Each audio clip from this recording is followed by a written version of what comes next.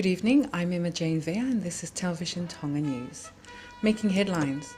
His Majesty King Teboho VI to deliver Tonga's statement at the United Nations General Assembly in New York City. Members of Parliament make presentations in the House on reports of their parliamentary visits. And the Maofanga village embraces its elderly people in a special retreat program. These and more stories, including news from the Pacific, sports, world and the weather information later on in this bulletin. Let's take a look at the news in detail.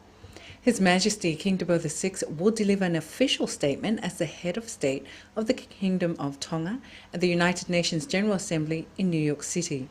Television Tonga News reporter Kalisto Yonuku, who's in the United States on a training program, says that the Tongan office at the UN confirms that their Majesties will arrive next Monday. His Majesty will be accompanied by the Honourable Prime Minister and Minister for Foreign Affairs and Trade, Lord Tu'ivakano. In a statement from the Prime Minister's office, the Prime Minister will sign the Pacific Regional Data Repository Plan, a regional initiative endorsed by the Pacific Island leaders to support the United Nations Initiative for a Decade of Sustainable Energy for All. The theme for the UN's General Assembly session is Post-2015 Development Agenda, Setting the Stage. This will focus on the realization of the achievements of the Millennium Development Goals by 2015, where Tonga has been chosen from the region to present the progress of operations towards achieving the MDGs and Pacific perspectives. The Minister for Finance and National Planning, Lisiate Akola, will also join the Prime Minister at the international gathering. The UN's 68th session will be held at the UN headquarters in New York from September 24th to the 30th. The Tongan community in Queensland, Australia warmly welcomed their Majesties King Teboho VI and Queen Nanasipa'u to the state last week. According to information from the Queensland Tongan community, a prayer service was held at the hotel where their Majesties resided. The King and Queen were in transit in Australia on their way to the Solomon Islands to officiate at the University of the South Pacific graduation at the Solomon Islands campus last week. From Parliament this week, the members of the House began presentations on reports on parliamentary visits. These presentations were made to the Speaker and the members of Parliament. Presentations were made by the People's Representative for Tongatapu number 2, Semi Sika, number 4, Isleli Bulu, number 6, Josifa Tutafaiva, and number 9, Falis Tubo. Here's Kalaini Tongilava with the details. In the first two reports delivered yesterday, the People's Representative for Tongatapu 2, Semi Sika, raised an issue concerning the government primary school of Haveluloto. He told the House that a proposal was raised in a parliamentary visit with his constituency to extend the primary school onto the government property at the back, which houses a building of the Ministry of Police. He adds that more than 300 students are enrolled in the school. Therefore, the need to extend the school, which also looks at the future of the school. The Honourable Minister of Education and Training, Dr. Ana Taufilungaki, told the House that the Education Ministry is dealing with the matter at the moment, but there are no funds for it. In another presentation on a report from the People's Representative for Tongatapu 4, Isleli Bulu, 82% of the constituency funds for his constituency has been allocated to each of the 8 villages registered under Tongatapu 4. The remaining funds were delegated towards the operations of some of the primary and preschools in the district. He says that the decision to delegate the funds amongst each village was based on previous visits and the different needs of the villages. An example he gave was the village of Pa'atangata, which appealed for assistance for fisheries. So far, more than 10,000 ba'anga has been delegated to Maofanga, Popua, Homakelikau, Whangaloto, and Pa'atangata, according to Mr. Pulu. The highest allocation of the funds went to Anana and Umusi, with a total of 65,000 ba'anga. Also, for the smaller areas in Maofanga, such as Tauliki and Amanaki Fo'o, which was formerly known as Betia, they were given more than 5,000 ba'anga each. Around 960,000 ba'anga were delegated overall, says Mr. Pulu. The remaining funds from the constituency fund were allocated among some of the schools, both primary and preschools, to assist with their operations. Towards the end of his report to the House, Mr. Pulu says concerns raised include road maintenance, street lights, the demand to know more about Tonga's relationship with New Zealand, as many of the people fears that this has affected the tourism sector. In response, Deputy Prime Minister and Minister of Infrastructure Sami Vaipulu told the People's Representative that his ministry is currently working on all the concerns raised from the public. Television Tonga News will follow up the remaining parliamentary visit reports from each constituency. For Television Tonga News, I'm Kalolaine Tonglava. Promoting peace in the kingdom is one of the main roles of the National Committee for Strengthening Capacity for Peace and Development, also known as CPAD. The chairman of the CPAD committee, who's also the Speaker of the Legislative Assembly, Lord Fafanua, revealed this in a televised program on Television Tonga. Linda Filiai reports. The National Committee for Strengthening Capacity for Peace and Development, or CPAD, is preparing for the commemoration of the World Peace Building Day held this Saturday, September 21st. This year's theme is Education for Peace.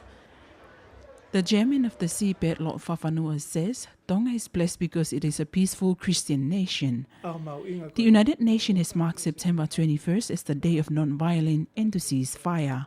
In Tonga, the establishment of the CPAD was assisted by the United Nations Development Programme. There are different members from the society in the committee, including myself and the Internal Affairs Minister, Lord Vaya. Our main aim is to promote peace in the country. In the same televised program, Lord Vaya prioritized the importance to work together to support peace and development in the kingdom. World Peace Building Day is important. We want to publicly stress the importance of maintaining good relationship with our neighbors. This is the aim of the program, which the government and the chairman of the Legislative Assembly, Lord Fafanua, hopes to implement in the kingdom for everyone to live in peace. In support of the tribe, the director of the Civil Society Forum of Tonga, Siale Ilolahia, says the organization is also working with stakeholders to mark the World Peace Building Day. Part of the program to commemorate the day is a march from the flagpole in Nuku'alofa to Te Whaiva Stadium and an essay writing competition.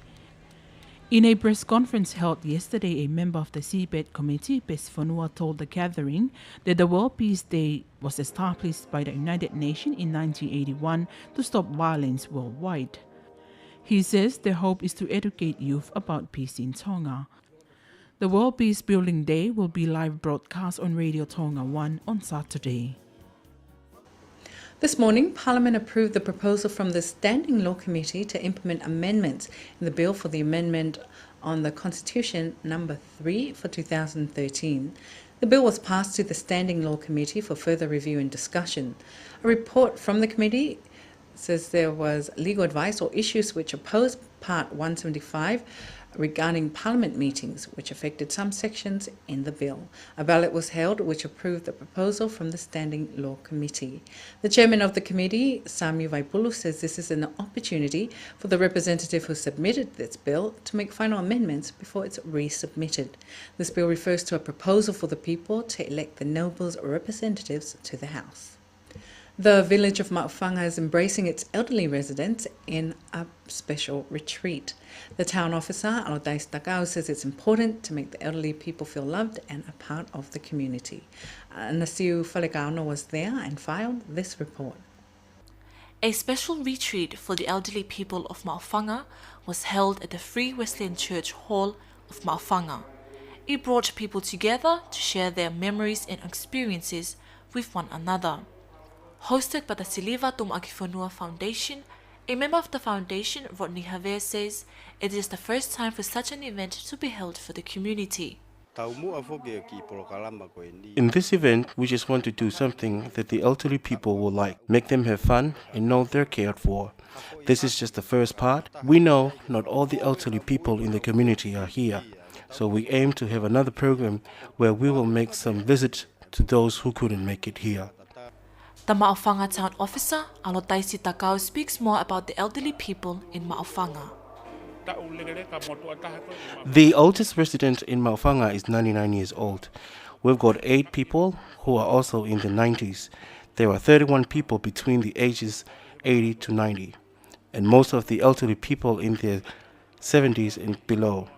During this get-together, many of them said they were pleased to see familiar faces and friends whom they had not seen for more than 20 years. They reminisced about playing basketball or netball together in the old days. Meanwhile, the chief nurse of the Maofanga district says they are working closely with the foundation to assist with the elderly people. We are working with the elderly people to monitor their health and whatever needs they have that we can help with. We are also working with the young mothers, pregnant women and the babies who cannot make it to the clinic for vaccination shots. We are making an effort to get to them and to ensure that they do get their vaccination shots. Many of the elderly people enjoyed the program which was hosted for them. I'm very glad to have the opportunity to get out of the house and come to this program and socialize with others like myself. It gives me a good feeling. I thank God for still giving me life. One thing I seek of the Lord is to dwell in His temple all the days of my life. This is just a blessing for us all to meet and socialize with each other and just have a good day. This is the first phase of the program for the elderly residents of Maofanga. In the phase 2, members of the foundation will pay home visits to elderly people who are bedridden or no longer mobile. The elderly participants were also given a medical checkup by the district nurse. A luncheon was provided for them by the Siliva Tumuaki Fonua Foundation, which has 5 members. Students of Ahapanilolo Technical Institute will soon experience working in an accommodation suite where monetary assistance was made from the New Zealand High Commission's office for the refurbishment of 2 classrooms. Sinilatu tells you more. New Zealand's High Commissioner Mark Talbot presented a cheque of more than 7,000 pa'anga to the principal of Ahapanilolo Technical Institute, Sister Guillerma Finau. Mr. Talbot says that this is an important donation that they have made as the school is training future leaders, especially in the hospitality industry. So the purpose of the money for Ahapanilolo is really to improve the experience of the students so that when they graduate they have a much better understanding of how they can perform well in the hospitality industry. After receiving the funding, Sister Guillerma told TV Tonga News that they are grateful for the generous donation. And this donation has been is directly for the finishing of the of 1 classroom that been using for the theory lesson of theory study of the students. So this will be a great help that will upgrade the standard of the classroom. At the same time, there is also the part of the contribution or the donation this afternoon is for the upgrading of the facilities for the accommodation services course, and that is a suite room that we would like to upgrade and establish in Ahapanilolo for the real life experience of the students. So before they go out to the workplaces, they have the real life experience learned and studied at Ahapanilolo. The funds donated to Ahapanilolo is under the High Commissioner's Head of Mission funds, which are small grants not exceeding 8,000 pa'anga for small community and other development programs. For Television Tonga News, I'm Sinilatu. That's the local news. Pacific is next.